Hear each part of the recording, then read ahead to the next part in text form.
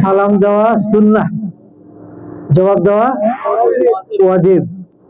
এই জন্য সালাম দিলে পরে ওয়াজিব আদায় করতে হবে।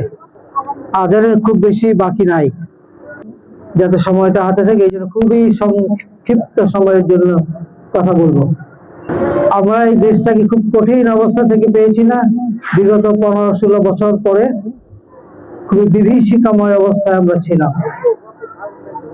অত্যন্ত কঠিন একটা সময় আমরা অতিক্রম করেছি।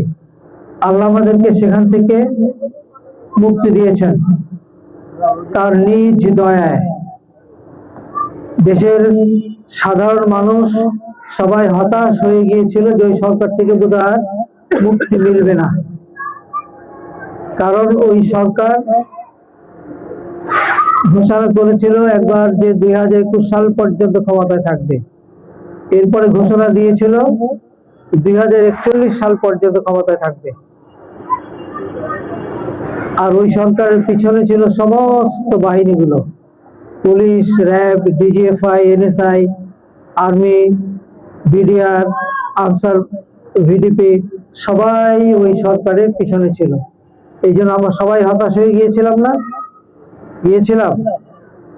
এই সরকার আলেমদেরকে গুলি করে মেরেছে শাপলা চত্বরে, জাতি এখনো জানে না কতজন সেই গুলিতে নিহত হয়েছিল।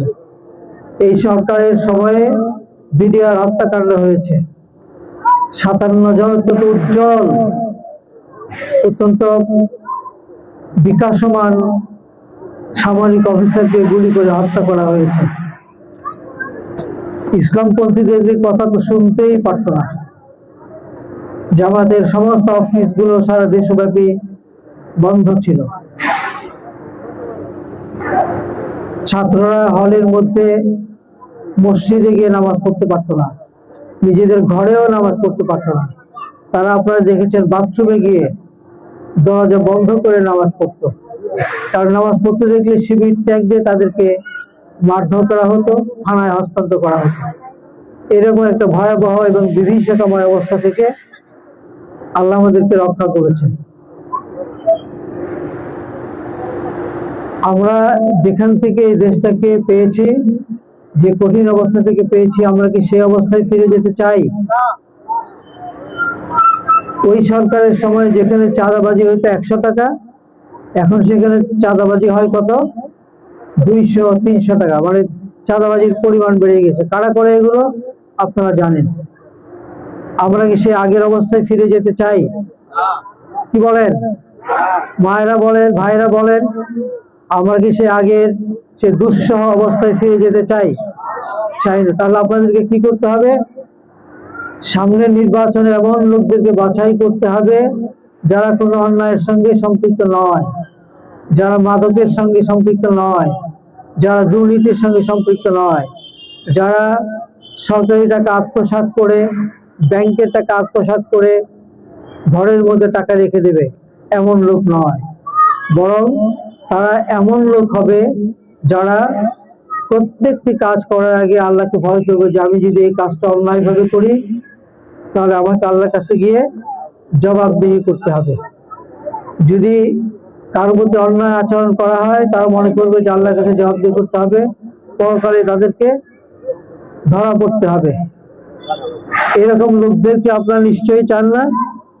সামনের নির্বাচনে তাদেরকে আপনাদেরকে বাছাই করতে হবে। যদি আপনারা সেটা পারেন তাহলে দেশটাকে রক্ষা করা হবে এবং দেশ সঠিক নেতৃত্বের উপরে সঠিক পথে অগ্রসর হবে। যেখানে চুরি ডাকাতি, যেখানে মেয়েদের পিছনে লোকেরা ঘোরাঘুরি, মেয়েদের পিছনে ছেলেদের ইফটিজিং, মাদক, দুর্নীতি, এগুলো থাকবে না। সমস্ত সমস্যাগুলো অত্যন্ত সততার সঙ্গে সমাধান করা হবে এবং সরকারি প্রকল্প বারবার পরিবর্তন করে টাকার অঙ্ক বাড়িয়ে বাড়িয়ে আত্মসাৎ করার কোনো প্রবণতা থাকবে না। বিদেশে কোনো টাকা পাচার হবে না। এরকম অবস্থায় আমরা যেতে চাইলে আপনাদেরকে সামনের নির্বাচনে সঠিক প্রার্থীকে বাছাই করতে হবে। আপনাদের উপর যে আমানত রয়েছে ভোটাধিকার, সেই ভোটাধিকার সেইভাবে আপনাদেরকে প্রয়োগ করতে হবে। এবং ইসলামী দলগুলো কিন্তু আপনাদেরকে সেই ধরনের লোকদেরকে আপনাদের সামনে হাজির করেছে, উপস্থাপন করেছে। আসুন আমরা সেই লোকদেরকে বাছাই করি সামনে নির্বাচনে, এবং তাহলেই আপনারা সঠিক সেবক পাবেন। আপনাদেরকে আপনাদের জন্য সঠিক নেতৃত্ব পাবেন। আমি আর সময় নিচ্ছি না, যেহেতু আরো কিছু কাজ বাকি আছে, আজান পড়ে যাবে। আপনাদের সবার কাছে দোয়া চাই, আপনাদের জন্য দোয়া করি, যাতে আপনারা সামনে নির্বাচনে সঠিক সিদ্ধান্ত নিতে পারেন। আসসালামু আলাইকুম ওয়া রাহমাতুল্লাহ।